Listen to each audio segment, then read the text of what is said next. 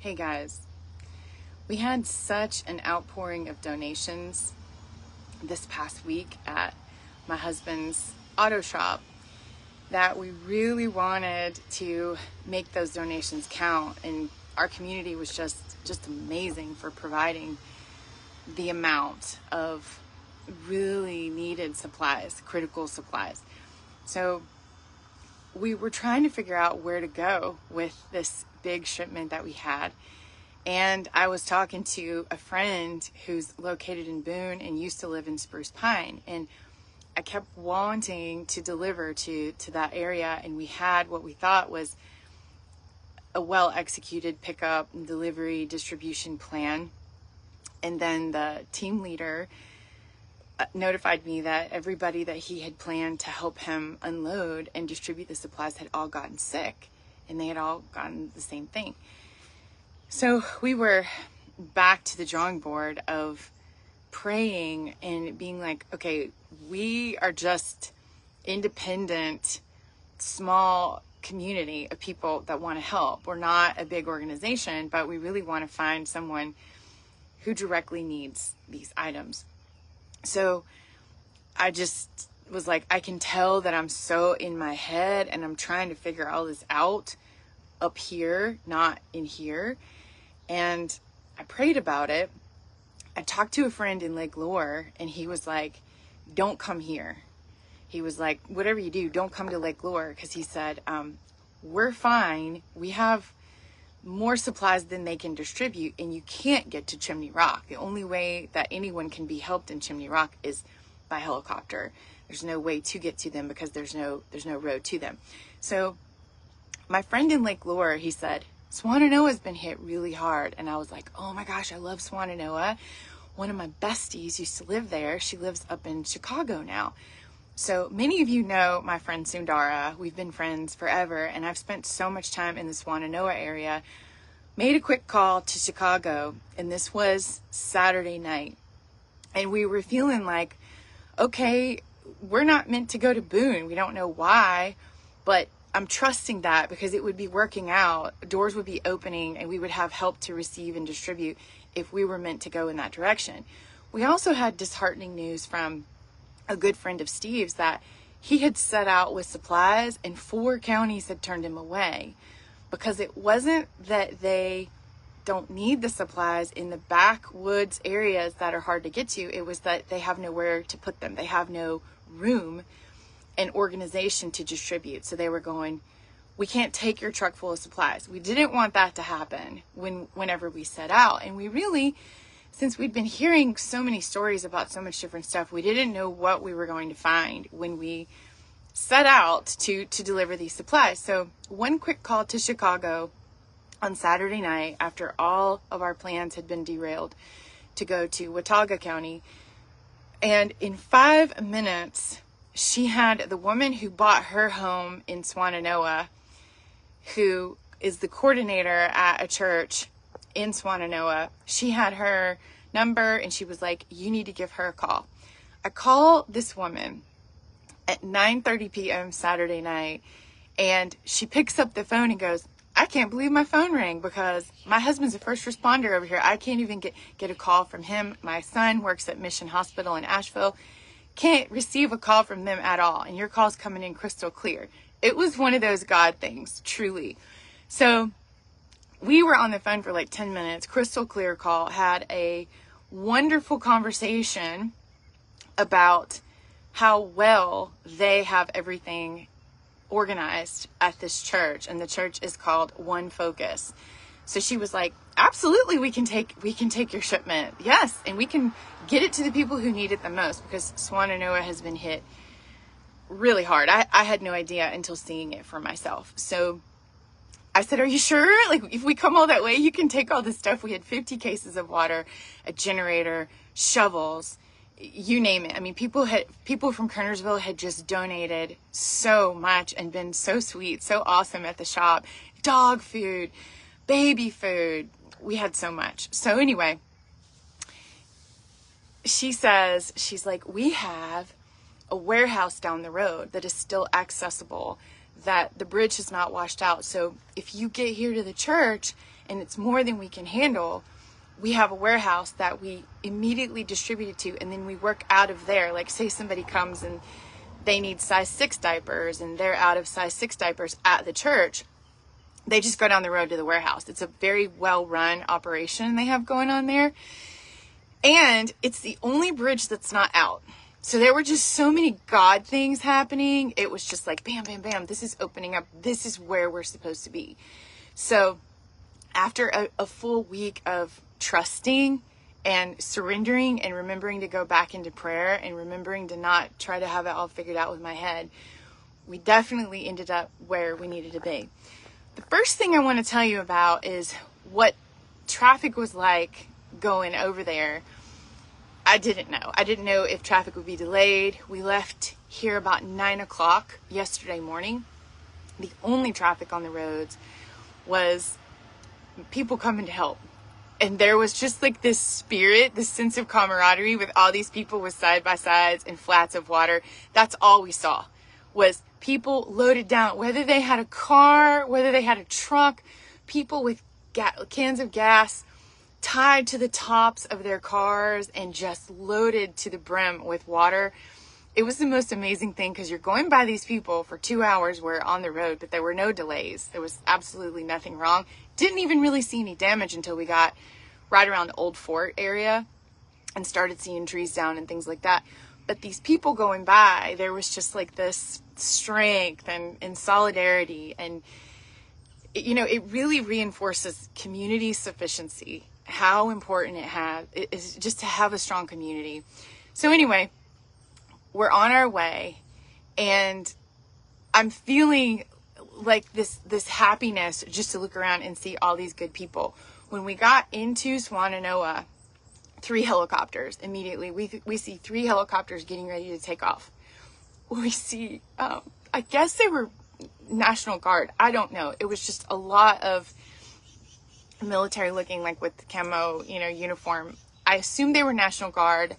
We saw Samaritan's Purse was the only thing that I saw that was like labeled as to like, this is their area. But the thing that was just, I've never seen anything like it.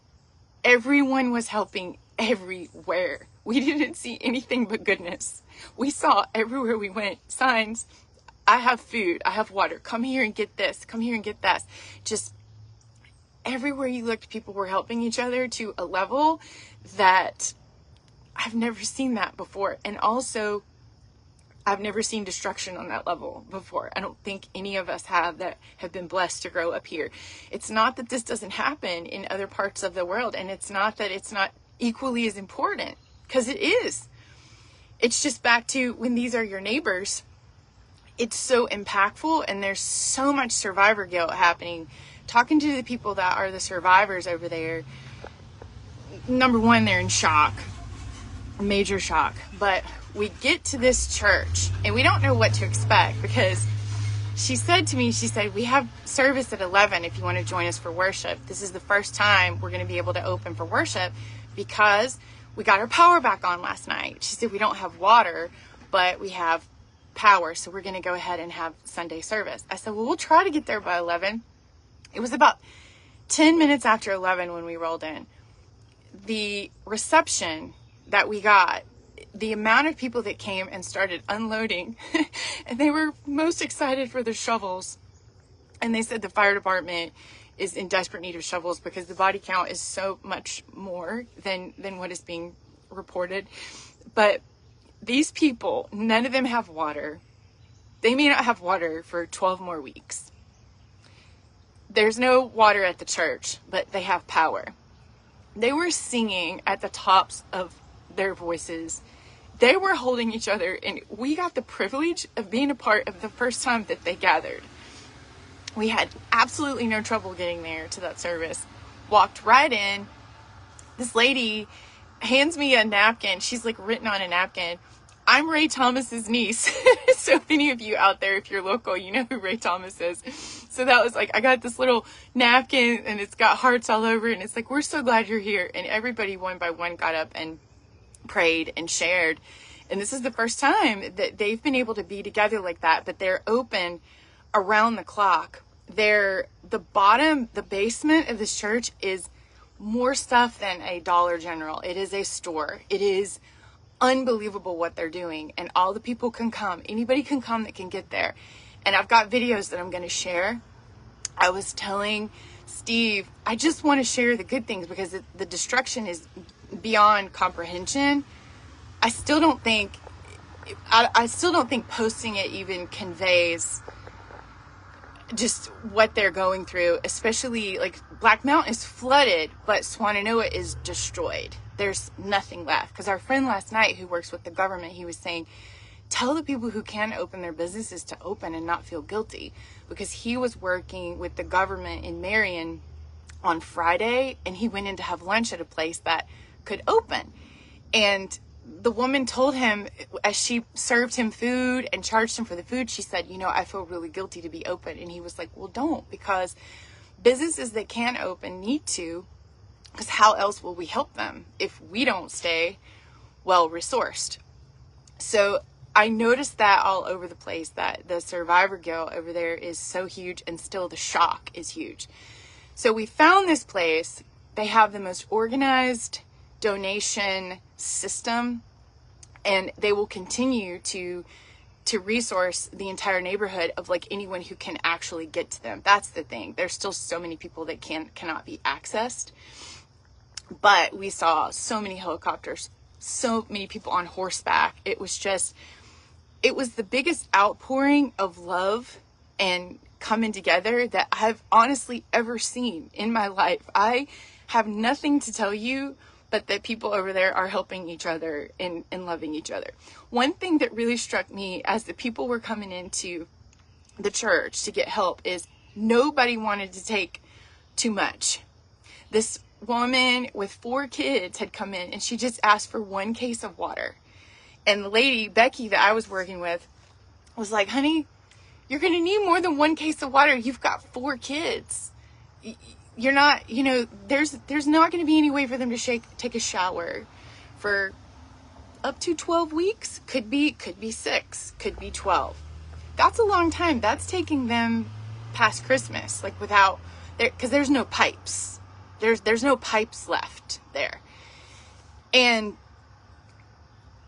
I noticed people would come in and be like, oh, no baby wipes for me. I don't have a baby. I'm going to save them for the baby. And everybody's like, this is the only way you're going to get clean, So they have a long way to go. They have a room there where they're putting clothes right now, and they just need so much help and organization with the clothes for when that time comes. But they told me, they were like, if you give us about a week and let us get even more organized, we'll tell you specifically all the things that we're going to need as it gets colder. Because, see, here's the thing.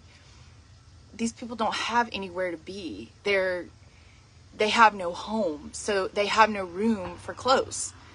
But I looked in that room of the clothes section at that church, and I'm going to show you I'm going to post the video of what the basement of that church looks like. It's unbelievable. And that's not even the warehouse. So if you're wondering where to donate to, we have a place. And if you're wondering where to just send funds, because they can definitely use that, we have the Venmo link that goes directly to these people. And they are good people. And I still haven't processed it. I know Steve has not either. Last night we wanted to come on and say something, and we just couldn't. And we couldn't sleep. We were so exhausted, but we were like, all we could do is pray all night long, because when you actually see it, it's not like anything we've ever known or experienced. But I will say, just the sweetest people. And they were just helping each other. The fact that a lot of them still don't know where their loved ones are, there's still so many people missing, and so many of them have lost the most important people in their lives. And they were there to help and to serve and to sing and to pray. And that is just so fortifying. So I just wanted to tell you, there's some really, really great people in Swannanoa, North Carolina, and all the other places too. I'm not saying that that's the only place. I'm saying it's a place we can get to. And now we have a contact and we have organization and direction about how to help. So we're going to continue to take up donations, because this is actually going to get worse. I mean, I hate to say that, but as things get colder, it's they haven't even begun to figure out. There was one generator donated that we brought in from one of Steve's customers, and that pastor was like, "You guys brought this generator? Can I give this to this family right now?" I mean, they are in such need of generators, tools, chainsaws, chainsaw oil, all those types of things. Clothes they will need, but and blankets, they're definitely going to need a ton of blankets, because they don't have anything. They don't have anything. But I'll tell you what, they have love, and they will overcome this, and we will be right there for them. And everybody got a chance to get up and pray. And I got up and told them, I said, "You've got a whole entire community behind you. And all these people over here have been so frustrated wanting to help and not knowing how to help." So I love it that we had the spiritual direction to end up where we needed to be. And I'm going to share their Venmo link. This money goes to them. And you may have to put the last 4 numbers of the phone number in there. Sometimes it's like that for security purposes. So I've got the last 4 of the phone number. But it's just really interesting that we have this connection, and we will continue to help them as much as possible. I did want to tell you all, though, there's this weird feeling that, like, I was talking to people in Hickory on the way home. We stopped there and we got something to eat. And even the people in Hickory are like, just so guilty, so guilty that they're okay when our neighbors are so not okay. But all I can say to you about that is, do carry on. I went on this morning with my mentorship group, and we did Qigong training, because I was like, why would I not breathe and move and be strong? We have to continue to be well resourced. If we are the ones that are okay during this, like, how can we help them if we just kind of shut down ourselves? So I did want to say that this little girl that served us our food in Hickory, she said, "I had tickets to see Disney on Ice with my daughter, but I just don't feel like I could go do anything fun, and I didn't want to post pictures of me being at Disney on Ice." I know that that's what happens, that you feel like you shouldn't go on because these people can't go on, but this is the only way that we can actually help them, is if we sustain. We have to sustain ourselves. We have to open our businesses, and we have to be productive. It's like the last thing you want to do. The lady that I was working with over there, that Sundara connected me to, her name is Becky. I'm also going to share her updates here. She has tickets, and they put in for vacation to go see her family in Idaho in January. They've had this vacation planned. She said, "I don't think I can go. I don't think I can leave and go see my family in Idaho with everything that's going on." I said, "You go get loved up on by your family, because this is a long haul. This is not a sprint." And as much exhaustion as we had doing this one load, the reality is these supplies are going to be gone. I mean, Triad Baptist Church, they keep taking loads to Morganton, and they're gone in 2 hours when they take them there. Now, this one Focus Church, they have quite an operation going on there. So if any of you are wanting to deliver, where a lot of counties are saying, don't come, don't come, we don't have the capacity to deal with your donations, they do at One Focus Church. So I just want you to keep that in mind. You can donate at Steve's Tire and Auto. You can donate at LaMille Wholesale Floor Place here in Kernersville, or you can Venmo. So I'm going to give you tons of resources. I just wanted to tell you, seeing this firsthand has changed Steve and me forever. We'll never be the same. And the weirdest part is, it was the worst, best thing. I've never in my life seen such destruction. I've never seen people walking around in a daze where their homes used to be, just looking to see if they could find something, looking to see if they could find one of their loved ones. I've never witnessed that. Just people wandering around going, what do we do now? Everything is gone. But the immediate needs are being taken care of by One Focus Church. And I love it that they got together and sang and prayed, and they included us in their worship service. And I told them about all of you. And so many of them came up to me when it was over and said, you don't know what it means to us to know that there's people out there that are praying for us and that are on our side, because they don't know. Becky, the girl helping me over there, she said usually the only time she has signal is between like 2 and 3 a.m. It's like a little weird spot, and she can post something on Facebook. It was a God thing. My call went right through, and all of your supplies, all of you who donated, all of your gifts are there helping them right now. So I can't thank you all enough. We're definitely not going to slow down. And don't you slow down either. I'll tell you, like, my little bit of survivor guilt. I had a podcast interview from Sweden where I was the guest on the podcast. It was released on Friday. Interestingly, it's about overcoming adversity and how to take challenges and turn them into triumphs. But I couldn't promote it. I was like, especially with that solar flare coming in, I was like, people really don't need to be on technology this weekend anyway. Honestly, I just wanted to be where I could help and not be looking. I don't really want to post a lot of what we saw and what Steve took photos of. I feel like you got enough of that. I really wanted to tell you about the goodness of those people and how I know you've heard a lot of bad things going on over there. I did not firsthand see anything but people helping each other and loving each other. I didn't with my own 2 eyes. So maybe Steve's going to post some of that stuff because he said he feels like it shows the magnitude of what they need. But I have a lot of good things to show you, because I do feel like we need to feast our eyes and fortify ourselves with good too. Not to be in denial, not to stick our head in the sand. Help where you can. But just know that in every single moment of your day, your frequency, your vibration, and your thoughts are your own. There's only you to control that.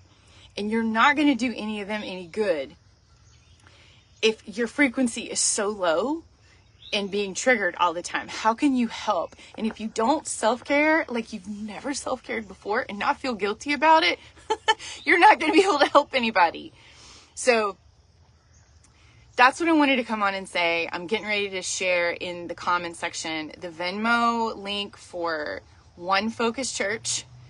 I'm going to share Becky's posts and her updates. And I know that there's so many areas, you guys. It's not just Swannanoa. Swannanoa is just a place that we can get to.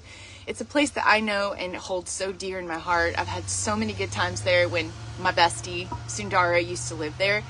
So it's wonderful for me to be able to help a community. But even my friend in Lake Lure, he said Lake Lure is very well resourced. You can't get to Chimney Rock. It would be amazing if we could help the people in Chimney Rock, but we can't, because we can't get to them without helicopters. So this is a town that is not a wealthy town that needs a lot of help. And I know that there's a lot of others out there. So go where your heart guides you. I'm really glad we did this weekend, and I love you all.